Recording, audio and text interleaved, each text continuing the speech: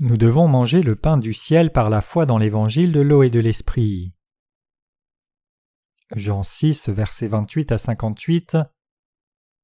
Ils lui dirent : Que devons-nous faire pour faire les œuvres de Dieu ? Jésus leur répondit : L'œuvre de Dieu, c'est que vous croyiez en celui qui l'a envoyé. Quel miracle fais-tu donc, lui dirent-ils, afin que nous le voyions et que nous croyions en toi ? Que fais-tu ? Nos pères ont mangé la manne dans le désert selon ce qui est écrit. Il leur donna le pain du ciel à manger. Jésus leur dit : en vérité, je vous le dis, Moïse ne vous a pas donné le pain du ciel, mais mon Père vous donne le vrai pain du ciel, car le pain de Dieu, c'est celui qui descend du ciel et qui donne la vie au monde. Ils lui dirent : Seigneur, donne-nous toujours ce pain. Jésus leur dit : Je suis le pain de vie. Celui qui vient à moi n'aura jamais faim, et celui qui croit en moi n'aura jamais soif. Mais je vous l'ai dit, vous m'avez vu et vous ne croyez point. Tous ceux que le Père me donne viendront à moi, et je ne mettrai pas dehors celui qui vient à moi, car je suis descendu du ciel pour faire non ma volonté, mais la volonté de celui qui m'a envoyé. Or la volonté de celui qui m'a envoyé, c'est que je ne perde rien de tout ce qu'il m'a donné, mais que je le ressuscite au dernier jour. La volonté de mon Père, c'est que quiconque voit le Fils et croit en lui ait la vie éternelle, et je le ressusciterai au dernier jour. Les Juifs murmuraient à son sujet parce qu'il avait dit « Je suis le pain qui est descendu du ciel » et ils disaient « N'est-ce pas là Jésus, le fils de Joseph, celui dont nous connaissons le père et la mère ? Comment donc dit-il « Je suis descendu du ciel » ?» Jésus leur répondit « Ne murmurez pas entre vous, nul ne peut venir à moi si le Père qui m'a envoyé ne l'attire, et je le ressusciterai au dernier jour. Il est écrit dans les prophètes, ils seront tous enseignés de Dieu. Ainsi quiconque a entendu le Père et a reçu son enseignement vient à moi. C'est que nul n'a vu le Père sinon celui qui vient de Dieu, celui-là a vu le Père. En vérité, je vous le dis, celui qui croit en moi a la vie éternelle. Je suis le pain de vie. Vos pères ont mangé la manne dans le désert et ils sont morts. C'est ici le pain qui descend du ciel, afin que celui qui en mange ne meure point. Je suis le pain vivant qui est descendu du ciel. Si quelqu'un mange de ce pain, il vivra éternellement, et le pain que je donnerai, c'est ma chair, que je donnerai pour la vie du monde. Là-dessus, les Juifs disputaient entre eux en disant : Comment peut-il nous donner sa chair à manger ? Jésus leur dit : En vérité, je vous le dis, si vous ne mangez la chair du Fils de l'homme et si vous ne buvez son sang, vous n'avez point la vie en vous-même. Celui qui mange ma chair et qui boit mon sang a la vie éternelle, et je le ressusciterai au dernier jour. Car ma chair est vraiment une nourriture et mon sang est vraiment un breuvage. Celui qui mange ma chair et qui boit mon sang demeure en moi et je demeure en lui. Comme le Père qui est vivant m'a envoyé et que je vis par le Père, ainsi celui qui me mange vivra par moi. C'est ici le pain qui est descendu du ciel. Il n'en est pas comme de vos pères qui ont mangé de la manne et qui sont morts. Celui qui mange ce pain vivra éternellement. Les âmes qui étaient perdues devant Dieu. Quand notre Seigneur était sur la terre, les gens d'Israël étaient si pauvres qu'ils n'avaient pas assez pour se nourrir eux-mêmes, car ils étaient exploités par l'Empire romain en tant que colonie. Notre Seigneur guérit les malades et fait le miracle des 5 pains et des 2 poissons pour nourrir les pauvres avec la nourriture de la chair. Voyant le peuple d'Israël, notre Seigneur eut pitié. Il ressentit de la compassion parce qu'il les voyait comme des brebis perdues, un troupeau sans berger. Quand le peuple d'Israël suivait Jésus dans le désert, Jésus avait de la compassion pour eux, alors même qu'ils avaient faim, à cause de la chair et ils n'avaient rien à manger. Le Seigneur dit alors à ses disciples : « Donnez-leur vous-même à manger. » Luc 9, verset 13. Philippe dit alors à Jésus : « 200 deniers de pain ne suffisent pas pour que chacun en ait un petit morceau. » C'était impossible pour les disciples de nourrir tout ce peuple. Cependant, notre Seigneur les a tous nourris. Il fit le miracle des 5 pains et des 2 poissons. Quand Jésus prit les 2 poissons et les 5 pains, et bénit cette nourriture qui suffisait à un seul repas, plus de 5000 hommes furent nourris. Si les femmes et les enfants étaient inclus, peut-être qu'il devait y avoir 15 000 personnes à nourrir. Notre Seigneur fit ce miracle. Quand les gens rencontraient Jésus, beaucoup étaient guéris de leurs maladies, nourris dans la chair, virent des miracles et entendirent la merveilleuse parole de la vérité céleste. Une grande multitude commença à suivre Jésus et essaya de le saisir pour en faire le roi d'Israël. Ces gens pensaient : « Si tu devenais notre roi, nous n'aurions pas à nous inquiéter de la nourriture. tu pourrais bénir un sac de farine et il suffirait à nourrir toute la nation et il en resterait encore. » Les intelligents essayèrent donc de faire de Jésus leur roi, pensant qu'ils n'auraient plus à se soucier de l'économie de la nation et de la nourriture si seulement Jésus était roi. Cependant Jésus refusa fermement « Je ne deviendrai pas votre roi charnel ». Jésus s'éloigna et les gens essayèrent de le saisir par la force et d'en faire leur roi. Alors Jésus alla à Capernaüm avec ses disciples traversant la mer de Galilée. La multitude qui le suivait se tenait au bord et vit que Jésus était de l'autre côté, et ils le suivirent là-bas. Alors qu'ils traversaient pour retrouver Jésus de notre côté, la faim grandit encore. Quand l'heure du repas approchait, ils pensaient « Le Seigneur ne nous redonnera-t-il pas quelque chose à manger ?» À ce moment-là, le Seigneur leur dit « en vérité, je vous le dis, vous me cherchez non parce que vous avez vu des miracles, mais parce que vous avez mangé des pains et que vous avez été rassasiés. Travaillez, non pour la nourriture qui périt, mais pour celle qui subsiste pour la vie éternelle, et que le Fils de l'homme vous donnera, car c'est lui que le Père, que Dieu a marqué de son sceau. » Jean 6, versets 26 à 27. Les gens lui demandèrent « Que ferons-nous pour faire l'œuvre de Dieu ?» Jésus leur répondit et dit « L'œuvre de Dieu, c'est de croire en celui qui l'a envoyé. » Jean 6, verset 29. Jésus savait déjà ce qu'il y avait dans leur cœur. Il leur dit de croire en l'évangile de l'eau et de l'esprit donné par Jésus, puis ils lui demandèrent « Quel miracle fais-tu donc, lui dirent-ils, afin que nous le voyions et que nous croyions en toi? Que fais-tu » Nos pères ont mangé la manne dans le désert selon ce qui est écrit, il leur donna le pain du ciel à manger. Jean 6, versets 30 à 31. Jésus voulait les nourrir du pain de vie. Cependant, comme le peuple d'Israël croyait en Dieu, ils se référèrent à la manne du ciel de l'Ancien Testament que Dieu avait donnée à leur père dans le désert. Ils demandèrent « Peux-tu nous donner du pain comme la manne donnée à Moïse dans l'Ancien Testament ?» Notre Seigneur répondit « en vérité, je vous le dis, Moïse ne vous a pas donné le pain du ciel, mais mon Père vous donne le vrai pain du ciel. Car le pain de Dieu, c'est celui qui descend du ciel et qui donne la vie au monde. » Jean 6, versets 32 à 33.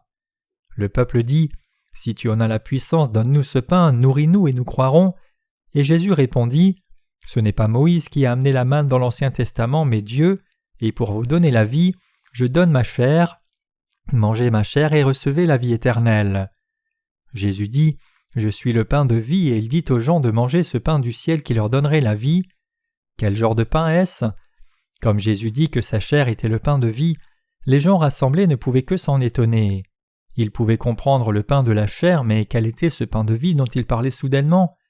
Ici, nous devons connaître la raison fondamentale pour laquelle Jésus parle du pain de vie. Les gens d'Israël voulaient le pain de la chair de Jésus quand ils le suivaient.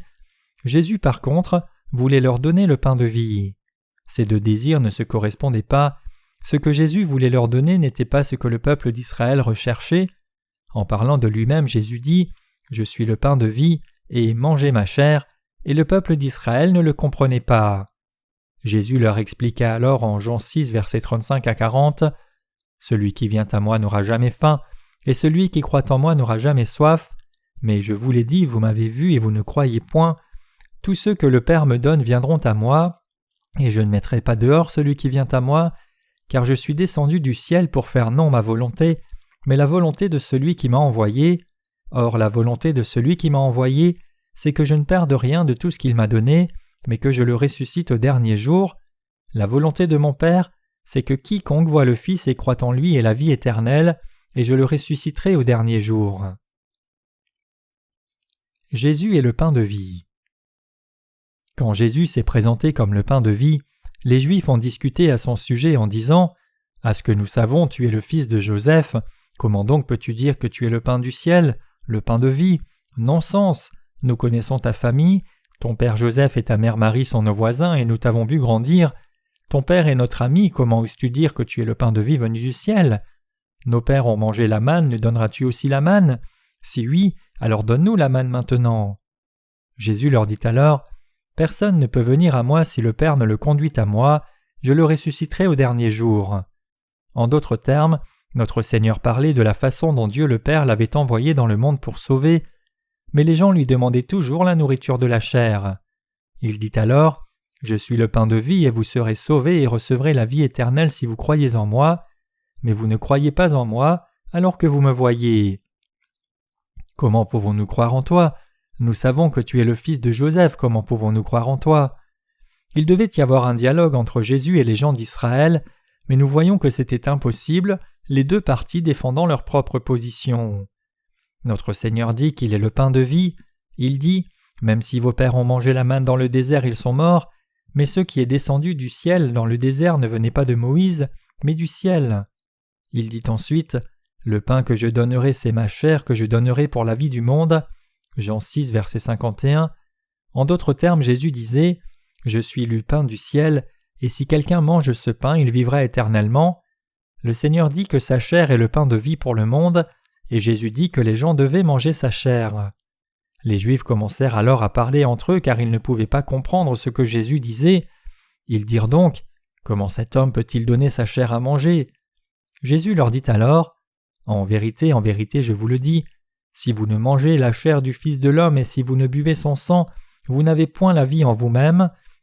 Celui qui mange ma chair et qui boit mon sang a la vie éternelle, et je le ressusciterai au dernier jour, car ma chair est vraiment une nourriture et mon sang est vraiment un breuvage. Celui qui mange ma chair et qui boit mon sang demeure en moi et je demeure en lui. Comme le Père qui est vivant m'a envoyé, et que je vis par le Père, ainsi celui qui me mange vivra par moi. C'est ici le pain qui est descendu du ciel. Il n'en est pas comme de vos pères qui ont mangé la manne et qui sont morts. Celui qui mange ce pain vivra éternellement. Jean 6, versets 53 à 58. Cependant, le peuple d'Israël ne comprenait toujours pas finalement. La chair de Jésus est une vraie nourriture. Nous sommes nés de nouveau en mangeant la chair de Jésus et en buvant son sang. Ceux qui sont nés de nouveau réalisent que la chair de Jésus est une nourriture et son sang est un breuvage. En effet, ceux qui sont nés de nouveau mangent la chair de Jésus et boivent son sang. Ce Jésus qui dit que sa chair est une vraie nourriture nourrit les justes avec sa chair. Les justes mangent la chair de Jésus par la foi. Cette chair de Jésus, c'est l'évangile du vrai salut. Jésus a effacé nos péchés en étant baptisé par Jean-Baptiste et prenant ainsi tous les péchés du monde sur lui. Le sang de Jésus est un vrai breuvage. Jésus dit que son sang est un vrai breuvage. Le fait que Jésus ait pris la condamnation de nos péchés est un breuvage pour nous. Si nous mangeons sa chair, nous sommes rassasiés, et si nous buvons son sang, nous sommes désaltérés. Comme ceux qui croient dans le baptême et le sang de Jésus se nourrissent par la foi, sa chair est devenue le pain de vie du royaume des cieux, et son sang est devenu un vrai breuvage. La chair et le sang de Jésus sont devenus le vrai pain de vie pour les croyants. Vous et moi qui croyons en Jésus, savons et croyons que la chair de Jésus est le pain de vie. Ici, nous devons faire attention à ne pas nous méprendre. Nous ne devons pas croire que la mort de Jésus sur la croix est sa chair, que c'est en soi sa nourriture de vie. Le fait que Jésus soit mort sur la croix est un breuvage pour nous, mais pas une nourriture. Êtes-vous rempli quand vous croyez seulement dans la croix de Jésus? Non. Quand vous croyez seulement dans le sang de Jésus sur la croix, vous pouvez vous sentir bien comme libéré de la condamnation du péché de vos cœurs, mais ce n'est pas la plénitude pour votre cœur. Jésus a pris tous nos péchés par son baptême au Jourdain, et il a effacé tous nos péchés par l'eau de son baptême. Cette chair de Jésus continue d'être une nourriture pour vous et moi. Est-ce vrai pour vous? Parce que le peuple d'Israël était charnel, il ne réalisait pas cela en suivant Jésus, mais quand nous qui sommes nés de nouveau lisons ce passage, nous comprenons ce qu'il signifie. Il est écrit « Car ma chair est une vraie nourriture et mon sang est un vrai breuvage. Celui qui mange ma chair et boit mon sang demeure en moi, et moi en lui. » Jean 6, versets 55 à 56. Quiconque ne mange pas la chair du Fils de l'homme ni ne boit son sang n'a pas la vie, mais ceux qui mangent la chair du Seigneur et boivent son sang ont la vie éternelle. Qu'en est-il de vous? Avez-vous pris la chair et le sang de Jésus? Comment? Avez-vous arraché un bout du bras à Jésus? L'avez-vous cuit et mangé? Avez-vous pris du sang dans un bol pour le boire? Combien Jésus a-t-il de chair pour que tout le monde puisse en manger? Mes chers croyants, nous savons que Jésus ne parle pas en termes charnels. La parole du Seigneur est esprit et vie pour nous. Jean 6, verset 63. Jésus nous a donné sa chair et son sang. Quiconque ne mange pas sa chair ni ne boit son sang n'a pas la vie. De toute manière, quiconque n'a pas la chair et le sang de Jésus n'a pas la vie. Peu importe que quelqu'un soit sage ou grand théologien, s'il ne prend pas la chair et le sang de Jésus par la foi, il est loin de la vie éternelle. Jésus prit tous les péchés du monde sur son corps, et il porta la condamnation en versant son sang à la croix. En donnant sa chair et son sang pour les hommes, il a donné la vie à ceux qui croient qu'il a sauvé ses croyants. Personne ne peut être sauvé du péché sans croire de tout cœur que Jésus est le chemin, la vérité et la vie, ni recevoir la vie éternelle. Seuls ceux qui croient dans la parole de vérité, que le baptême de Jésus qui est sa chair a effacé les péchés de l'humanité, peuvent recevoir la vraie vie de Dieu par la foi. Avez-vous reçu cette vie? Êtes-vous ceux qui ont mangé la chair de Jésus et bu son sang? C'est par la foi que nous devenons ces personnes ayant mangé la chair de Jésus et bu son sang. Car lorsque Jésus dit « Ma chair est une vraie nourriture », nous réalisons que cette parole de Dieu est une merveilleuse vérité. Quand quelqu'un est fatigué dans l'esprit de vivre dans ce monde, s'il réalise qu'il lui manque de la nourriture spirituelle et pense au baptême de Jésus, alors ce baptême devient une nourriture de vie qui le remplit spirituellement. La nourriture que Jésus nous a donnée par sa chair ne périt jamais et ne manque de rien, afin que nous l'ayons pour toujours, nuit et jour, aujourd'hui et demain. Le baptême de Jésus signifie qu'il a effacé tous les péchés de l'humanité par l'eau, et la chair de Jésus qui a porté les péchés dans le baptême est devenue une nourriture véritable et complète pour les âmes. Quiconque croit dans la chair de Jésus a le cœur comblé. Cette plénitude n'est pas celle de la chair mais celle du cœur. Son âme est remplie et fortifiée. Elle est si fortifiée que ceux qui ne sont pas nés de nouveau ne comprennent ni n'expérimentent cette parole de vérité. Au temps de l'Église primitive, les chrétiens menaient leur vie de foi en cachette, évitant la persécution en allant dans les catacombes. Voyant cela, des Romains les accusèrent d'être des cannibales qui mangeaient la chair et buvaient le sang de Jésus littéralement. Ne connaissant pas la parole de Dieu, les Romains croyaient à tort que les chrétiens se rassemblaient tous les jours pour abattre des humains et les manger, mangeant la chair et buvant le sang de leurs victimes. Ils les persécutèrent violemment. Pour ceux qui ne sont pas nés de nouveau, il est impossible de comprendre que la chair de Jésus soit une nourriture. L'Église catholique a sa propre fausse doctrine sur la chair de Jésus. Selon la doctrine catholique de la transsubstantiation, quand quelqu'un mange l'hostie, il mange la chair de Jésus. Les catholiques croient que lorsqu'un prêtre bénit l'hostie pendant la Sainte Seine, cette hostie est littéralement transformée dans la chair de Jésus, et c'est ainsi qu'il mange la chair de Jésus.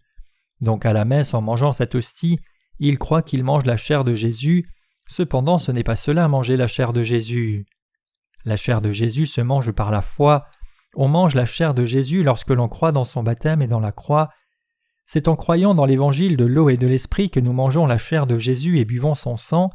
C'est quand nous croyons dans cette parole que cela devient nourriture et vie pour nous. Jésus est le Fils de Dieu qui est descendu du royaume des cieux. Quand nous croyons cela et le recevons dans nos cœurs, Jésus devient vie dans nos cœurs et la vie éternelle de Dieu vient en nous. Recevons tous cette vie éternelle par la foi. Quand Jésus vint sur terre, il fut baptisé, mourut à la croix, et expia ainsi tous les péchés de l'humanité. Croire dans la parole de Dieu qui a ôté les péchés du monde, c'est la foi qui nous permet de manger la chair de Jésus. Vous ne pouvez pas manger la chair de Jésus en suivant seulement le rite de la Sainte Seine et en mangeant un morceau de pain. Manger la chair de Jésus, c'est croire dans notre rédemption du péché qui a été accomplie par Jésus lorsqu'il est venu sur cette terre pour nous délivrer du péché, fut baptisé par Jean-Baptiste et prit tous les péchés de l'humanité et a ainsi effacé tous nos péchés. Cette foi est celle qui nous permet de manger la chair de Jésus. C'est en croyant dans l'évangile de l'eau et de l'esprit de tout notre cœur que tous les péchés de l'humanité ont été transférés sur Jésus quand il fut baptisé et qu'il a été condamné à la place de l'humanité par sa mort sur la croix, que Jésus est devenu le pain de vie pour nous, notre sauveur du péché, et qu'il nous est alors possible de recevoir la vie éternelle par la foi. La Bible dit « Car c'est en croyant du cœur qu'on parvient à la justice, et c'est en confessant de la bouche que l'on parvient au salut. » Romains 10, verset 10. Comment alors pouvons-nous manger la chair de Jésus et boire son sang? C'est en croyant dans l'évangile de l'eau et de l'esprit que nous pouvons manger la chair de Jésus et boire son sang. Ce n'est que par la foi que nous pouvons le faire. Jésus dit « Car ma chair est une vraie nourriture et mon sang est un vrai breuvage. Celui qui mange ma chair et boit mon sang demeure en moi, et moi en lui. » Jean 6, versets 55 à 56. Le Seigneur Jésus dit qu'il y a la vie dans sa chair. Notre Seigneur a offert sa propre chair aux pécheurs. Il a donné sa chair à tous ceux qui croient en lui et les a rassasiés. Cette chair se réfère au baptême de Jésus. Et Jésus nous a donné le breuvage de vie aussi. En d'autres termes, Jésus a été condamné pour nous en étant crucifié. Ainsi, il a abreuvé nos cœurs car il nous a délivrés de la condamnation de nos péchés. C'est parce que notre Seigneur a donné sa chair, son baptême, à l'humanité entière, la nourriture de vie spirituelle, que nous avons été comblés en mangeant cette chair qu'est le baptême de Jésus. À ce moment même, il y a encore beaucoup d'âmes sur cette terre qui sont dans une famine spirituelle, même si elles mangent la nourriture de la chair, car elles sont incapables de manger la nourriture de la vie qu'est le baptême de Jésus. Involontairement, j'ai écouté le sermon d'un certain pasteur à la télé il y a quelques jours. Le thème de son sermon était que nous devions avoir la vie éternelle et recevoir la rémission des péchés en croyant en Jésus. Cependant, après avoir présenté ce sujet à son assemblée, ce pasteur n'a pas donné de réponse sur comment il fallait croire en Jésus. Il utilisait Jean 6, versets 28 à 40 dans son sermon, mais il ne savait pas comment interpréter ce passage. Alors qu'il prêchait depuis une demi-heure, il ne faisait que soulever des questions sans donner de réponse. Parce que lui-même ne connaissait pas les réponses. Un vrai sermon explique et répond sur le moyen de recevoir la rémission des péchés, comment mener sa vie de foi comme il faut, et comment vivre une vie juste. Mais les pasteurs qui ne sont pas nés de nouveau ne savent pas ce qu'est la nourriture de la chair de Jésus. C'est pour cela que ce pasteur proposait des questions à son assemblée en prêchant depuis une demi-heure en disant « Comment devons-nous vivre ? Que devons-nous croire ?» Ce genre de sermon rend les pécheurs encore plus pécheurs en les liant à une foi légaliste. Quand un prédicateur donne un sermon, il doit donner des réponses sur ce dont il parle, car c'est alors que les auditeurs peuvent manger la nourriture spirituelle et être nourris. S'il prêche sans connaître les réponses lui-même, comment son sermon peut-il être un sermon ? N'est-ce pas vrai, chers croyants ? Trop de gens meurent de faim maintenant. Il y a deux genres de nourriture à notre disposition, celle de la chair et l'autre qui est spirituelle. Comme nous le savons bien, la nourriture de la chair, ce sont les produits comestibles de la terre, mais la nourriture spirituelle ne se trouve que dans la chair de Jésus. Ce que la terre produit ne peut pas constituer une nourriture spirituelle. La nourriture spirituelle du ciel, c'est la chair de Jésus. C'est seulement quand nous mangeons la chair de Jésus que nous mangeons cette nourriture spirituelle, et c'est seulement quand nous mangeons la chair et le sang de Jésus que nous recevons la vie éternelle. Cependant, il y a beaucoup trop de chrétiens qui ne réalisent pas pourquoi Jésus est venu sur terre. En étant baptisé, Jésus devint le Sauveur qui a expié les péchés des gens, et en offrant sa propre chair pour nous, il nous a donné la vie éternelle. Le fait qu'il nous ait sauvés des péchés en étant baptisés et en versant son sang constitue notre nourriture spirituelle. En dépit de cela, beaucoup de gens ne croient pas dans le baptême de Jésus lors de sa venue sur terre. Au contraire, ils savent seulement que Jésus a été condamné à mort sur la croix et qu'il est ressuscité. Jusqu'à ce jour, ils souffrent toujours, ne réalisant pas que Jésus, par son baptême en venant sur cette terre, a effacé tous les péchés de ceux qui croient en lui. Comment cela est-il possible ? Les gens ont faim. Réalisez-vous combien ils ont faim spirituellement ? Qu'en est-il de vous ?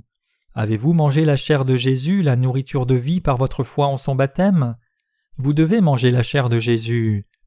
Je suis si reconnaissant pour la chair que Jésus nous a donnée, c'est une vraie nourriture. Si Jésus n'avait pas été baptisé, nous n'aurions pas reçu la rémission de nos péchés et nos âmes n'auraient pas pu être en paix. En lisant le passage des Écritures d'aujourd'hui, j'ai réalisé combien la chair de Jésus, son baptême, est vraiment une nourriture. Et cela m'a attristé que le peuple d'Israël n'ait pas reconnu Jésus pour qui il était vraiment. Quand Jésus dit que sa chair était le pain de vie, j'aurais aimé qu'ils aient cru en lui et qu'ils aient dit « Oh, tu es vraiment le Messie, le Sauveur et l'agneau du sacrifice venu sur terre, qui a été baptisé et qui sera condamné sur la croix. » Leur conversation avec Jésus n'aurait pas été un dialogue de sourds. S'ils avaient su que Jésus était le Sauveur et l'avaient cru, le passage des Écritures d'aujourd'hui ne serait pas si long. Que s'est-il passé quand les Juifs du passage d'aujourd'hui n'ont pas compris la chair de Jésus, le fait que le baptême de Jésus les ait sauvés de leurs péchés ?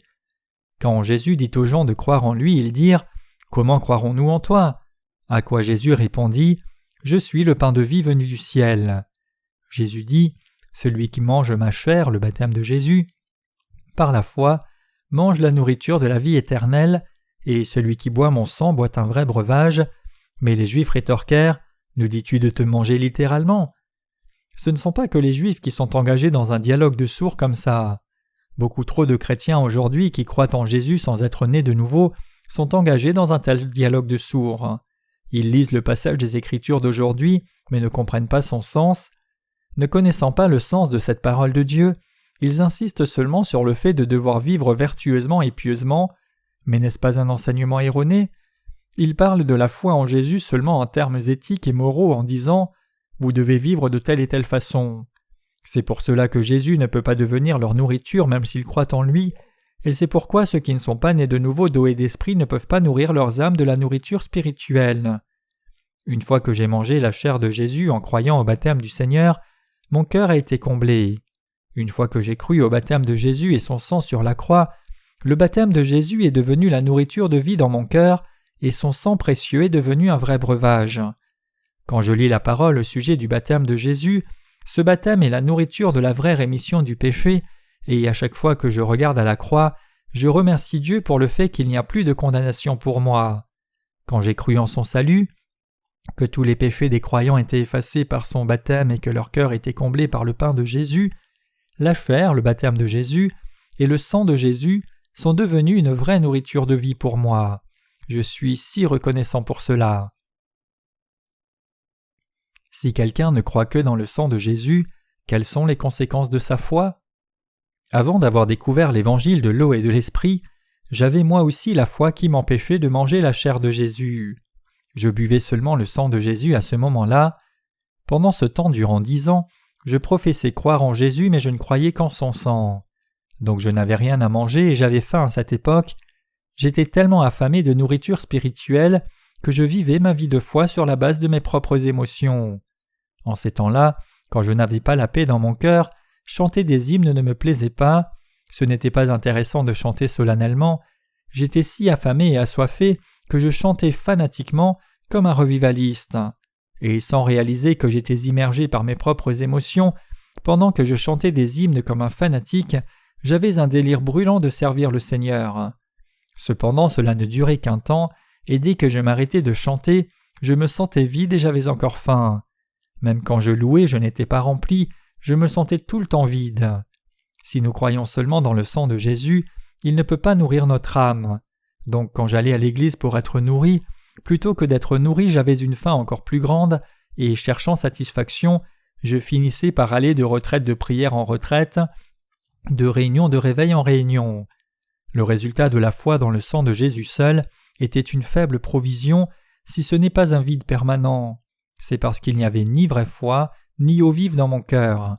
Cependant, maintenant que j'ai mangé la chair de Jésus, la parole de vérité selon laquelle Jésus a effacé mes péchés en étant baptisé, le vide de mon cœur a disparu.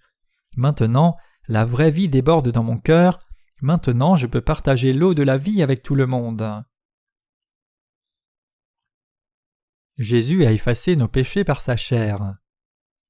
Dès le moment où j'ai réalisé que tous mes péchés avaient été transférés sur Jésus quand il fut baptisé, la soif de mon cœur a été étanchée.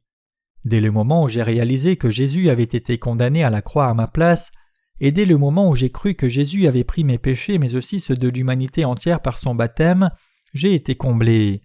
C'est parce que j'ai vraiment reçu la vie à ce moment-là. Il est écrit « L'Éternel est mon berger, je ne manquerai de rien. Il me fait reposer dans de verts pâturages. Il me conduit près des eaux paisibles. » Psaume 23, versets 1 à 2. Mes chers croyants, puisque nous avons mangé l'herbe à satiété et bu l'eau de la rivière, nous sommes comblés et satisfaits, et ainsi satisfaits, nous nous étendons sur de verts pâturages et disons « Je suis comblé, je suis si comblé que je n'ai plus rien à désirer d'autre. » Mes chers croyants, nous sommes des gens comblés qui peuvent sourire, heureux au-delà de ce qu'on peut décrire et ne manquant de rien. Mon âme fut comblée une fois que j'ai rencontré le Seigneur dans sa parole. À chaque fois que j'ai faim, je pense au Seigneur, je lis la parole et la médite, je me souviens toujours que mes péchés ont été transférés sur le Seigneur à son baptême, qu'il a pris tous mes péchés, mon cœur est comblé. Merci Seigneur, merci beaucoup, je te suis reconnaissant de tout cœur, je suis reconnaissant de ce que tu m'as purifié de tout péché. Seigneur, les mots ne peuvent exprimer ma reconnaissance. Je pense à mes insuffisances en moi-même et au fait que le Seigneur ait pris mes péchés, et le croyant de tout cœur, je mange la chair et je bois le sang chaque jour, et je me repose avec la joie et la paix dans mon cœur. Nous vivons en nous nourrissant de la nourriture de la vie pour nos âmes. Non seulement moi, mais vous aussi avez été sauvés en croyant dans la chair du baptême de Jésus. En offrant sa propre chair et son sang, Jésus nous a donné la nourriture de vie, nous ramenant à la vie. Nous le croyons. Nous croyons que par son baptême et son sang, Jésus nous a sauvés, nous qui étions sur le point de mourir. N'est-ce pas? En croyant au baptême de Jésus et son sang, nous avons mangé sa chair et bu son sang. Si quelqu'un ne mange ni ne boit par la foi, il mourra, mais s'il mange et boit par la foi, il aura la vie éternelle. Nous devons manger le baptême de Jésus, c'est-à-dire sa chair. La manger une fois vous conduit à la vie éternelle, manger 2 fois vous conduit à la plénitude, et manger 3 fois fait de vous des gens de foi. En prenant la chair et le sang de Jésus chaque jour, nous obtenons des forces et sommes remplis chaque jour. Le croyez-vous? Nous devons manger la nourriture de la vie chaque jour. Mes chers croyants, Jésus dit « Car ma chair est vraiment une nourriture et mon sang est vraiment un breuvage. Celui qui mange ma chair et qui boit mon sang demeure en moi et je demeure en lui. Comme le Père qui est vivant m'a envoyé et que je vis par le Père, ainsi celui qui me mange vivra par moi. C'est ici le pain qui est descendu du ciel. Il n'en est pas comme de vos pères qui ont mangé la manne et qui sont morts. Celui qui mange ce pain vivra éternellement. » Jean 6, versets 55 à 58. Le croyez-vous? Mes chers croyants, ceux qui prennent la chair et le sang de Jésus vivront éternellement. La chair de Jésus ne nous remplit pas un court moment. La chair de Jésus nous permet d'être purifiés de nos péchés et de recevoir la vie éternelle, et c'est devenu la nourriture de la vie éternelle. C'est un miracle merveilleux et une bénédiction d'avoir pu manger la chair de Jésus. Qu'avons-nous fait pour mériter la chair et le sang de Jésus, alors que tant de gens ne prennent que le sang? Le sermon d'aujourd'hui a souligné ce point, montrant combien nous sommes heureux d'avoir été sauvés. J'ai parlé de la façon dont nous l'avons été par le fait d'une simple différence pour avoir la vie éternelle, et comment d'autres sont encore liés à l'enfer à cause de cette petite différence. Quelle grâce et quel amour est-ce que le Seigneur nous ait sauvés et nous ait rencontrés, alors qu'il y a tant de personnes dans ce monde qui sont plus intelligentes et plus estimées que nous? Je suis si reconnaissant. La chair de Jésus est une grâce de Dieu, c'est la nourriture du ciel donnée par Dieu. Tout ce que j'ai fait, c'est recevoir par la foi le don du Seigneur. Pour nous tous également, il n'y a rien de plus à faire que de croire dans la chair et le sang de Jésus, dans son baptême et son sang. Nous avons reçu la vie éternelle, nous avons foi dans la chair du baptême et le sang de la croix que Jésus nous a donné. Ce n'est pas à cause de notre bonté ni de la vertu de nos œuvres, ni parce que nous avons plus de talent que quelqu'un d'autre, nous le confessons à notre Dieu. Nous croyons que c'est parce que Dieu nous a fait grâce et nous a aimés, qu'il nous a donné le salut et la vie éternelle. Cela vient de lui. Dieu le Père nous a conduits au salut comme il est écrit « Personne ne peut venir à moi si le Père ne l'amène ». Dieu le Père nous a conduits sur la voie de la vie éternelle, dans l'Église qui a le bon enseignement sur la chair et le sang de Jésus, et il nous a fait manger la chair de Jésus pour la vie éternelle. Quand la destruction viendra sur la terre, nous serons aux cieux, nous n'avons rien à craindre.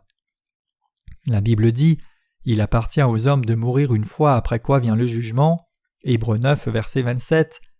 Le fait que Dieu nous ait fait vivre pour toujours signifie que nous ne sommes plus des êtres éphémères comme si nos vies allaient simplement disparaître. Pour que nous jouissions de la vie éternelle, Jésus a fait de nous le peuple de Dieu en nous donnant sa chair et son sang. Tous ceux qui croient dans la chair et le sang de Jésus, qui mangent cette chair et boivent ce sang, vivront éternellement. Mes chers croyants, nous pouvons manger et boire la chair et le sang de Jésus par la foi. Dans l'Église de Dieu, nous pouvons toujours manger et boire les aliments spirituels. Le Seigneur nous a donné sa chair et son sang afin que nous ayons la vie éternelle et la nourriture éternelle. La chair de Jésus, c'est le baptême de Jésus qui a effacé tous nos péchés, et le sang de Jésus, c'est la condamnation des péchés qu'il a pris lors de son baptême. En croyant dans la chair et le sang de Jésus, le Fils de Dieu venu du ciel, nous avons reçu la rémission de nos péchés et obtenu la vie éternelle.